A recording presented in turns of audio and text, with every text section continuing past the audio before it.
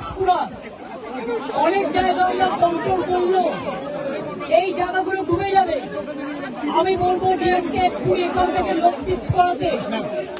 দুই হচ্ছে যাদের কাঁচা বাড়ি ভেঙে গেছে তাদের লিস্টটা মধ্যে দিতে।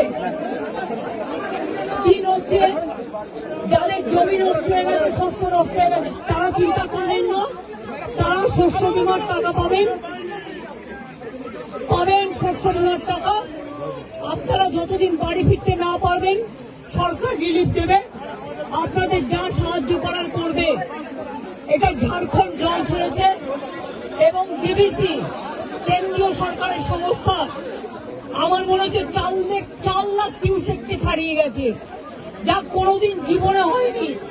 কারণ আমরা 5 লক্ষ পুকুর কেটেছি, আমরা 500 কোটি টাকার চেক ড্যাম করেছি, আমরা কপালেশ্বর কেলেঘাই প্রোগ্রামের মধ্যে দিয়ে অনেক এলাকাকে সেভ করেছি।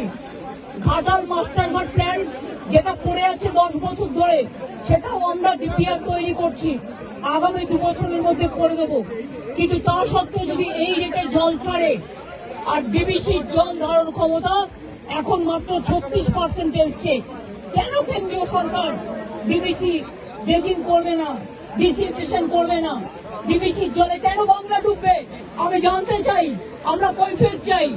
ফরাক্কায় ড্রেজিং করে না, বাংলা ডোবে, বিহার ডোবে। আর ডিবিসি ড্রেজিং করে না, বাংলা ডোবে। বাংলায় জল ছেড়ে দিয়ে ঝাড়খণ্ডকে সেফ রাখে, এটা তো ঠিক নয়। বাংলা একটা নৌকার মতো, আর সব জল নেপালে বৃষ্টি হলে উত্তরবঙ্গে ঢুকবে, ভুটানে বৃষ্টি হলে জলপাইগুড়িতে ঢুকবে, আলিপুরদুয়ারে ঢুকবে, কুচবিহারে ঢুকবে, নর্থ বেঙ্গলে ঢুকবে। আর মালদার ওদিকে গঙ্গার ইরোশন মুর্শিদাবাদের, আর দক্ষিণবঙ্গ ডুবছে ডিবিসির জলে। এবং আমি যা শুনেছি কাল রাতে জলের ওপর আবার জল ছেড়েছে। এই জায়গাগুলো ভেজা ছিল না, অনেকটা দূরে ছিল, আমাকে এসপি বললেন, ডিএম বললেন এটা এক্ষুনি হয়েছে। এবং দেখুন এক্ষুনির মধ্যে এতটা ডুবে গেছে। আমি সবাইকে বলবো জলে ঝুঁকি নেবেন না, জল আর আগুনে ঝুঁকি নেবেন না। অন্তত 2 দিন একটু সেফ প্লেসে থাকুন, তারপরে জলটা বেরিয়ে গেলে তারপরে আপনারা আস্তে আস্তে বাড়ি যাওয়ার মতো পরিস্থিতি থাকলে তখন বাড়িতে যান। আর আমি অ্যাডমিনিস্ট্রেশনকে বলবো যা যা রিলিফ দেওয়ার, কোনো যেন রিলিফে অভাব না হয়। প্রত্যেকটা পরিবারকে দেখে নেবেন, আপনাদের কাছে সবকিছু দেওয়া আছে, কেউ যেন অসুবিধায় না পড়ে। আমি মিদনাপুর পশ্চিম, হুগলি, হাওড়া এবং হাওড়া যাবো আমি এবার, মেদিনীপুর পূর্ব ঘুরে যা দেখলাম তাতে আমি সত্যি শঙ্কিত। ডিবিসির সাথে আমরা ফার্দার কোনো সম্পর্ক রাখবো কিনা আমাদের সন্দেহ আছে। আমি সব সম্পর্ক কাট আপ করে দেবো যদি মানুষকে এইভাবে ডোবায়।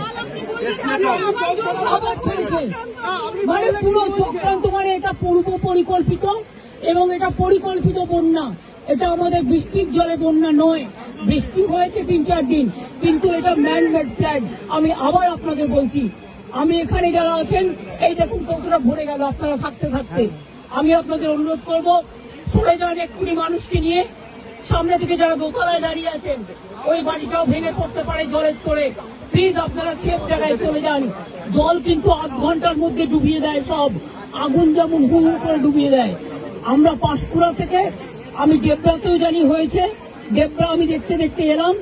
দেবরা আমি ডিএমকে বলবো, পশ্চিম মেদিনীপুরের ডিএমকে বলতে দেবরার রিলিফ গুলো পাঠাতে, এমএলএকেও একটু কনফিডেন্স নেবে, জেলা পরিষদকে, এবং কেশপুরটাও দেখে নিতে। দেবরাতেও 10টা গ্রাম ডুবেছে এবং খড়গপুর রুরালও ডুবেছে, একটা ট্রাইবেল গ্রাম, সেটাও দেখে নিতে। এবং পাঁশকুড়া যেটা ডুবেছে সেটাও দেখে নিতে। কোন রকম জাতের লোকে না বলতে পারে যে আমি রিলিফ পাইনি। আমি কিন্তু ডাইরেক্ট ডিএম কে দায়িত্ব দেব এবং এসপিতে এটা দেখার জন্য। খরচা করুন, মানুষকে দিন, তাতে যা লাগবে কোনো অসুবিধা হবে না। আমি এখন যাচ্ছি উদয়নারায়ণপুর আমটাকে অ্যালার্ট করতে, কারণ ওখানকার অবস্থা খুব খারাপ। আপনারা যেতে পারেন, একদম গায়ের জন্য করছে না। আমি তো 10 বছর ধরে ফাইট করছি, আজকে আমি 13 বছর ধরে দেখছি। কিন্তু আগে ছাড়তো 75,000, 1 লাখ কিউসেক, এবার ছেড়েছে, ওরা ছেড়েছে 4 লাখ, তেলুঘাট পঞ্চায়েত ছেড়েছে আরো 1.5 লাখ, 5.5 লক্ষ। This is very